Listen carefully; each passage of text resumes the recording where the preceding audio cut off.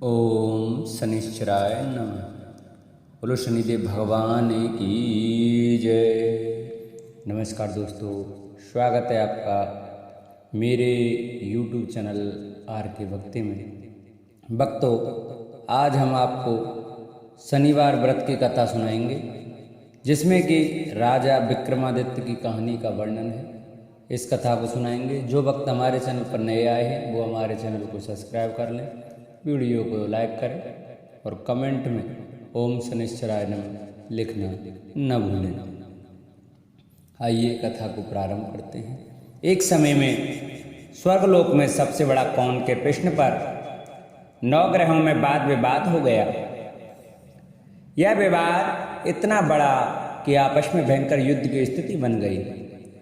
निर्णय के लिए सभी देवता देवराज इंद्र के पास पहुंचे और बोले, हे देवराज, आपको निर्णय करना होगा कि हम में से सबसे बड़ा कौन है। देवताओं का प्रश्न सुन इंद्र उलझन में पड़ गए। फिर उन्होंने सभी को पृथ्वी लोक में उज्जैनी नगरी में राजा विक्रमादित्य के पास चलने का सुझाव दिया। उज्जैनी पहुंचकर जब देवताओं ने अपना प्रश्न राजा विक्रमादित्य से पूछा तो वह भी कुछ देर के लिए परेशान हो उठे, क्योंकि सभी देवता अपनी अपनी शक्तियों के कारण महान थे। किसी को भी छोटा या बड़ा कह देने से उनके क्रोध के प्रकोप से भयंकर हानि पहुंच सकती थी। अचानक राजा विक्रमादित्य को एक उपाय सूझा और उन्होंने विभिन्न धातुओं सोना, चांदी, कांसा, तांबा, सीसा, रांगा, जस्ता, अब्रक व लोहे के 9 आसन बनवाए। धातुओं के गुणों के अनुसार सभी आसनों को एक दूसरे के पीछे रखवा कर उन्होंने सभी देवताओं को अपने अपने सिंहासन पर बैठने को कहा। देवताओं को बैठने के बाद राजा विक्रमादित्य ने कहा, आपका निर्णय तो स्वयं हो गया। जो सबसे पहले सिंहासन पर विराजमान वही सबसे बड़ा। राजा विक्रमादित्य के निर्णय को सुनकर शनि देवता ने सबसे पीछे आसन पर बैठने के कारण अपने को छोटा जानकर क्रोधित होकर कहा, हे राजन, तुमने मुझे सबसे पीछे बैठाकर मेरा अपमान किया है। तुम मेरी शक्तियों से परिचित नहीं हो, मैं तुम्हारा सर्वनाश कर दूंगा। शनिदेव ने कहा, सूर्य एक राशि पर 1 महीने, चंद्रमा 2.25 दिन, मंगल 1.5 महीने, बुध और शुक्र 1 महीने, बृहस्पति 13 महीने रहते हैं, लेकिन मैं किसी भी राशि पर 7.5 वर्ष तक रहता हूँ। बड़े बड़े देवताओं को मैंने अपने प्रकोप से पीड़ित किया है। अब तू भी मेरे प्रकोप से नहीं बच सकेगा। इसके बाद अन्य ग्रहों के देवता तो प्रसन्नता के साथ चले गए, परंतु शनिदेव बड़े क्रोध के साथ वहां से विदा हुए। विक्रमादित्य से बदला लेने के लिए एक दिन शनिदेव ने घोड़े के व्यापारी का रूप धारण किया और बहुत से घोड़ों के साथ उज्जैनी नगरी पहुंचे। राजा विक्रमादित्य ने राज्य में किसी घोड़े के व्यापारी के आने का समाचार सुना तो अपने अश्वपाल को कुछ घोड़े खरीदने को भेजा। घोड़े बहुत कीमती थे। अश्वपाल ने जब वापस लौटकर इस बारे में राजा विक्रमादित्य को बताया तो वह खुद आकर एक सुंदर और शक्तिशाली घोड़ा पसंद किया। घोड़े की चाल देखने के लिए राजा जैसे इस घोड़े पर सवार हुए वह बिजली की गति से दौड़ पड़ा। तेजी से दौड़ता हुआ घोड़ा राजा को दूर एक जंगल में ले गया और फिर वहां राजा को गिराकर गायब हो गया। राजा अपने नगर लौटने के लिए जंगल में भटकने लगा, पर उन्हें कोई रास्ता नहीं मिला। राजा को भूख प्यास लगाई। बहुत घूमने पर उसे एक चरवाहा मिला। राजा ने उससे पानी मांगा। पानी पीकर राजा ने उस चरवाहे को अपनी अंगूठी दे दी और उससे रास्ता पूछकर जंगल से निकलकर पास के नगर में चला गया। नगर पहुंचकर राजा एक सेठ की दुकान पर बैठकर कुछ देर आराम किया। राजा के कुछ देर दुकान पर बैठने से सेठ जी की बहुत बिक्री हुई। सेठ ने राजा को भाग्यवान समझा और उसे अपने घर भोजन पर ले गया। सेठ के घर में सोने का एक हार खूंटी पर लटका हुआ था। राजा को उस कमरे में छोड़कर सेठ कुछ देर के लिए बाहर चला गया। तभी एक आश्चर्य घटना घटी। राजा के देखते देखते सोने के उस हार को खूंटी निगल गई। सेठ ने जब हार गायब देखा तो उसने चोरी का संदेह राजा पर किया और अपने नौकरों से कहा कि इस परदेशी को रस्सियों से बांधकर नगर के राजा के पास ले चलो। राजा ने विक्रमादित्य से हार के बारे में पूछा तो उसने बताया कि खूंटी ने हार को निगल लिया है। इस पर राजा क्रोधित होकर चोरी करने के अपराध में विक्रमादित्य के हाथ पांव काटने का आदेश दे दिया। सैनिकों ने राजा विक्रमादित्य के हाथ पांव काटकर उसे सड़क पर छोड़ दिया। कुछ दिन के बाद एक तेली उसे उठाकर अपने घर ले गया और उसे कोलू पर बैठा दिया। राजा आवाज देकर बैलों को हाँकता रहता। इस तरह तेली का बैल चलता रहा और राजा का भोजन मिलता रहा।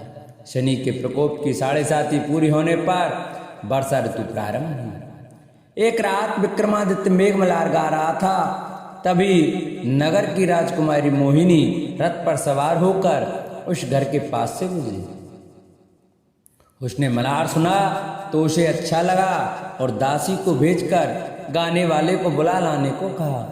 दासी लौटकर राजकुमारी को अपंग राजा के बारे में सब कुछ बता दिया। राजकुमारी उसके मेघमल्हार से बहुत मोहित हुई और सब कुछ जानते हुए भी उसने अपंग राजा से विवाह करने का निश्चय किया। राजकुमारी ने अपने माता पिता से जब यह बात कही तो वह हैरान रह गए। उन्होंने उसे बहुत समझाया पर राजकुमारी ने अपनी जिद नहीं छोड़ी और प्राण त्याग देने का निश्चय कर लिया। आखिरकार राजा रानी को विवश होकर अपंग विक्रमादित्य से राजकुमारी का विवाह करना पड़ा। विवाह के बाद राजा विक्रमादित्य और राजकुमारी तेली के घर में रहने लगे। उसी रात स्वप्न में शनिदेव ने राजा से कहा, राजा तुमने मेरा प्रकोप देख लिया, मैंने तुम्हें अपने अपमान का दंड दिया है। राजा ने शनिदेव से क्षमा मांगने को कहा और प्रार्थना की, हे शनिदेव आपने जितना दुख मुझे दिया अन्य किसी को न देना। शनिदेव ने कहा, राजन मैं तुम्हारी प्रार्थना स्वीकार करता हूँ। जो कोई स्त्री पुरुष मेरी पूजा करेगा, शनिवार को व्रत करके मेरी व्रत कथा सुनेगा, उस पर मेरी अनुकंपा बनी रहेगी। प्रातःकाल राजा विक्रमादित्य की नींद खुली तो अपने हाथ पांव देखकर राजा को बहुत खुशी हुई। उसने मन ही मन शनिदेव को प्रणाम किया। राजकुमारी भी राजा के हाथ पांव सलामत देखकर आश्चर्य में डूब गई। तब राजा विक्रमादित्य ने अपना परिचय देते हुए शनिदेव के प्रकोप की सारी कहानी सुनाई। इधर सेठ को जब इस बात का पता चला तो दौड़ता हुआ तेली के घर पहुंचा और राजा के चरणों में गिरकर क्षमा मांगने लगा। राजा ने उसे क्षमा कर दिया क्योंकि यह सब तो शनिदेव के प्रकोप के कारण हुआ था। सेठ राजा को अपने घर ले गया और उसे भोजन कराया। भोजन करते समय वहाँ एक आश्चर्य घटना घटी। सबके देखते देखते खूंटी ने हार उगल दिया। सेठ जी ने अपनी बेटी का विवाह भी राजा के साथ कर दिया और बहुत से स्वर्ण आभूषण धन आदि देकर राजा को विदा किया। राजा विक्रमादित्य राजकुमारी मोहिनी और सेठ की बेटी के साथ उज्जैनी पहुंचे तो नगरवासियों ने हर्ष के साथ उनका स्वागत किया। अगले दिन राजा विक्रमादित्य ने पूरे राज्य में घोषणा करवाई कि शनिदेव सब देवों में सर्वश्रेष्ठ हैं। प्रत्येक स्त्री पुरुष शनिवार को उनका व्रत करें और व्रत कथा अवश्य सुने। राजा विक्रमादित्य की घोषणा से शनिदेव बहुत प्रसन्न हुए। शनिवार का व्रत करने और व्रत कथा सुनने के कारण सभी लोगों की मनोकामनाएं शनिदेव की अनुकंपा से पूरी होने लगी। सभी लोग आनंद पूर्वक रहने लगे। बोलो शनिदेव भगवान की जय। शंकर भगवान बोले, हे ब्रह्मपुत्र, अब मैं अगस्त्य जी को अर्घ प्रदान करने की उत्तम विधि का वर्णन करूंगा, जिसे करने से मनुष्य भी वांछित फल प्राप्त कर लेता है। अगस्त के उदय के पूर्व काल का नियम जानना चाहिए। जब समरात्रि अर्थात 8 या 10 रात्रि उदय होने में शेष रहें तब 7 रात्रि पहले से उदय काल तक प्रतिदिन अर्घ प्रदान करें। उसकी विधि में आपसे कहता हूँ, जब से अर्घ देना प्रारंभ करें उस दिन प्रातःकाल श्वेत तिलों से स्नान करके गृहस्थाश्रमी मनुष्य श्वेत माला तथा श्वेत वस्त्र धारण करें और स्वर्ण आदि से निर्मित कुंभ स्थापित करें, जो छिद्र रहित पंचरत्न से युक्त घृत पात्र से समन्वित अनेक प्रकार के मोदक आदि भक्ष्य पदार्थ तथा फलों से संयुक्त माला वस्त्र से विभूषित तथा ऊपर स्थित ताम्र के पूर्ण पात्र से सुशोभित हो। उस पात्र के ऊपर अगस्त जी की स्वर्ण प्रतिमा स्थापित करें, जो अंगुष्ठ मात्र प्रमाण वाले पुरुषकार 4 भुजाओं से युक्त स्थूल तथा दीर्घ भुजदंडों से सुशोभित दक्षिण दिशा की ओर मुख किए हुए सुंदर शांत भाव संपन्न जटा मंडलधारी कमंडल धारण किए हुए अनेक शिष्यों से आवृत हाथों में कुश तथा अक्षत लिए हुए हों, ऐसे लोपा मुद्रा सहित मुनि अगस्त का आवाहन करें और गंध पुष्प आदि 16 उपचारों तथा अनेक प्रकार के नैवेद्यों से उनका पूजन करें। इसके बाद भक्ति युक्त चित्त से उन्हें दही तथा भात की बलि प्रदान करें। इसके बाद अर्घ्य दें, जिसकी विधि इस प्रकार है।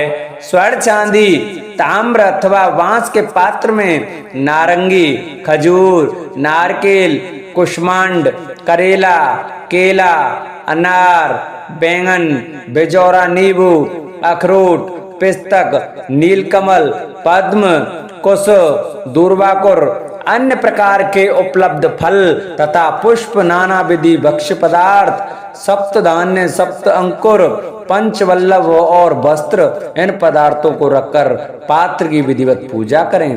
पुनः घुटने के बल सिर झुकाकर उस पात्र को मस्तक से लगाकर नीचों की ओर मुख करके अगस्त मुनि का इस प्रकार से ध्यान करें और श्रद्धा भक्ति पूर्वक सावधान होकर अर्घ्य प्रदान करें। काश पुष्प के समान स्वरूप वाले अग्नि तथा वायु से प्रादुर्भूत तथा मित्रा वरुण के पुत्र हे अगस्त, आपको नमस्कार है। बिंद के वृद्धि को रोक देने वाले, मेघ के जल का विसरने वाले, रत्नों के स्वामी तथा लंका में वास करने वाले हे देवर्षि, आपको नमस्कार है।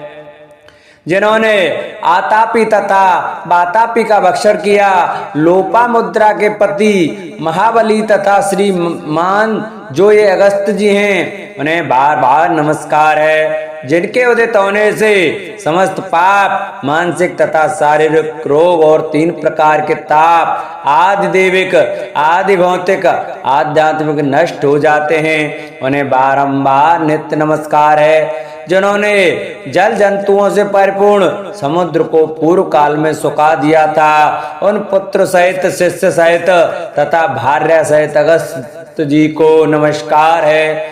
बुद्धिमान द्विजाति अगस्तस्य नव्य ऋष्क, इस वेद मंत्र से तथा शूद्र पौराणिक मंत्र से अगस्त जी को अर्घ देकर उन्हें प्रणाम करें।